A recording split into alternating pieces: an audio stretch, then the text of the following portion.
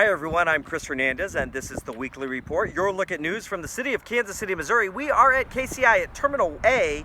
This is going to be torn down and will be the site of the brand new single terminal, a world-class facility built for you. You can also participate in the process by getting an update at an upcoming public hearing.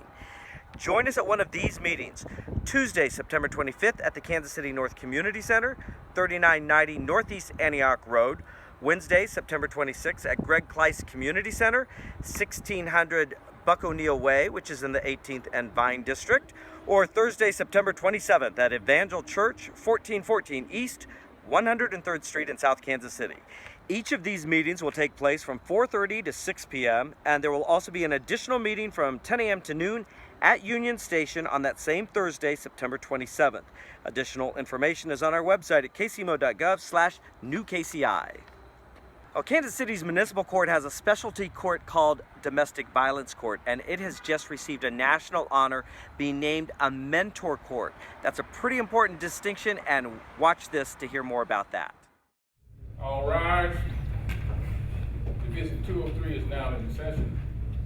My name is Courtney Wackel, and I was appointed to be the judge of the Kansas City Municipal Court Domestic Violence Docket in January of 2015. In October of 2017, the Kansas City Domestic Violence Docket received a mentor court grant from the U.S. Department of Justice. This grant was awarded to us because of our use of best practices with regards to high-risk domestic violence offenders and holding them accountable and keeping victims safe. The grant comes with $48,000 approximately to be used for training, both for us to be trained further into best practices and also to train courts around the nation in what we're doing here in Kansas City. This is a huge honor for our court. The compliance docket has only been up and running for approximately 2 years since my appointment. So we strive always to implement best practices, and this is acknowledgement that we are succeeding and we continue to learn and grow and improve in order to keep victims safe in the city of Kansas City. It's also been a big week for KC Streetcar. In 2 years of service, we've now had 5 million rides on the streetcar. That's a huge milestone and it blows past all projections. What I saw with Streetcar is the ability to develop more and more space, but also the ability to create more transportation options so that it goes along with walkability, bikeability, cars, hailing systems. And it's part of the mid-level transportation system. And the fact that it's free means that the people on the streetcar can get off wherever they want, spend money, do things, enjoy the city without having to worry about paying another fare. The fares that could be collected would be minuscule compared to the benefits of what we're doing without a fare. It's a people mover, it's a circulator, it's a system that encourages people to get out and see and do. And they don't have to worry about it being for a fee. So when it's extended and it goes down to UMKC, that circulation will be in a broader, bigger loop, and I think we'll see the same benefits.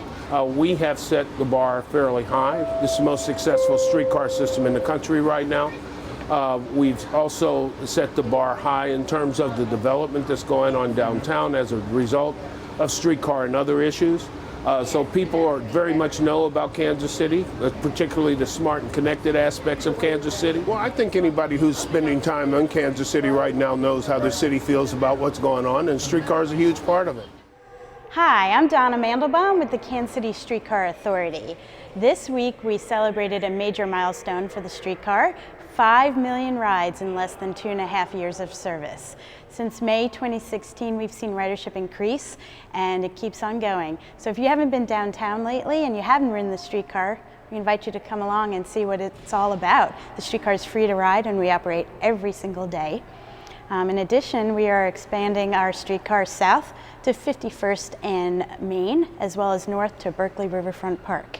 We have 2 new streetcars coming along for the downtown line in 2019, and we're building new shelters at 7th and Main for a North Loop stop. So this is only the beginning for the Kansas City Streetcar. You've heard us talk about smart cities and how we use data as a city. But did you know that the Kansas City Police Department started using computers inside squad cars as early as 1968? That was even before the internet. Learn more about that by watching this video and see other news from other city departments. I'm Chris Hernandez, and this is the Weekly Report. On September 1, 1968, the Kansas City, Missouri Police Department, under the leadership of Chief Clarence Kelly, gained national recognition when it revolutionized police work by putting computer terminals in police cars. The new system made headlines as the United States' most advanced computer-based police information system because of its ability to retrieve data in seconds. Chief Kelly said, quote, "Advanced timely information can mean the difference between life and death for an officer in the field," unquote. Now, 50 years later, KCPD remains on the cutting edge of new technology to protect the public and fight against crime. The architect behind its creation was Melvin F. Bockelman. He was hired by Chief Kelly in 1966 as manager of the Computer Systems Division. My first interview when I went to work in September of 1966, I met with Chief Kelly. And I never seen him pointing his fingers any time except one time. He says, "I want this computer to serve the officers in the field. And I want them to get the information to them within 10 seconds. He says, nobody else, no other police department has that. They always develop programs for administrative purposes, but none of them help the officer in the field. He says, we're going to do it different. I said, and you are going to develop it, or otherwise we'll get someone else. His background in the Air Force as a computer systems manager gave him a unique advantage, and also because Bockelman says nobody else on the department wanted the job. See, he tried for about a year to get somebody in the police department to go to school to learn how to manage and run this computer, and nobody wanted it.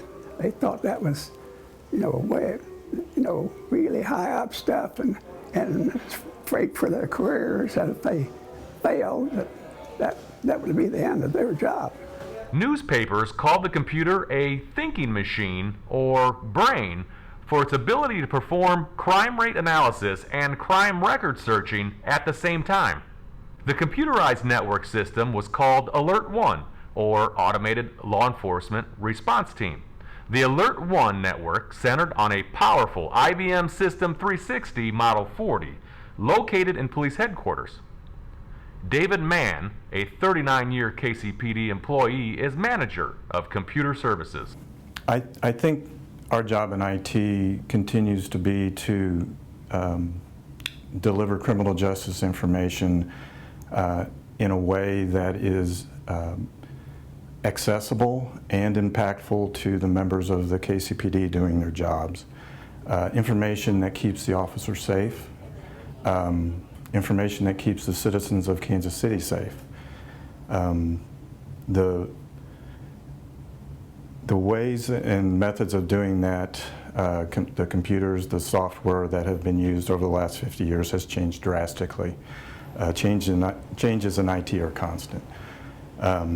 However, I think the one thing that has not changed is the vision that Chief Clarence Kelly had in 1968 when he started Alert, and that is the vital role that technology can play in accomplishing the mission of the KCPD. The computer and related equipment was delivered May 6, 1968, but wasn't ready for the job. When I came there and I looked at the order for the equipment that they already signed for IBM to produce, half of that was the wrong stuff. It was not.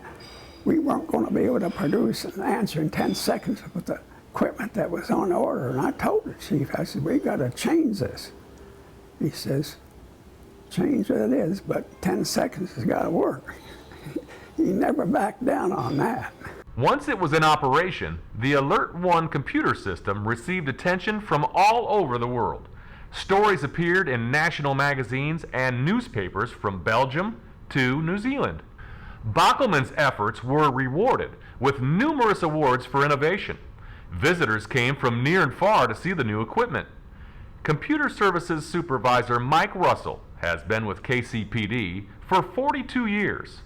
Whenever we had tours come through, we were tried to make it look like we were busy, putting tapes up on the tape drive. So you had tapes going around and lights flashing on the system console, that sort of thing. But we did quite a few tours, being one of the few major police departments in the country that had that kind of a system. So we're pretty much a model for a lot of the agencies in the country. The contrast against today's information technology unit at KCPD is quite stark. What you're looking at now is server racks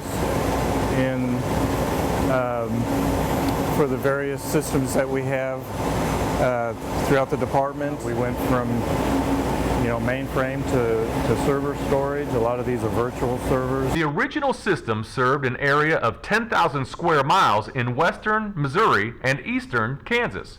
It fed 22 police departments, 6 county sheriffs, the Kansas and Missouri Highway Patrol, the local FBI office, the postal inspector, municipal and juvenile courts, parole offices, and prosecutors. In addition, the new system utilized 3 police helicopters, patrol cars, and the communication center of KCPD. Bockelman, who is now 90 years old, traveled all over the world to places like Holland, Greece, Israel, Australia, Britain, and Thailand to tout the IBM 360. He was instrumental in making the streets of Kansas City safer for officers and making KCPD famous worldwide long before the internet was invented.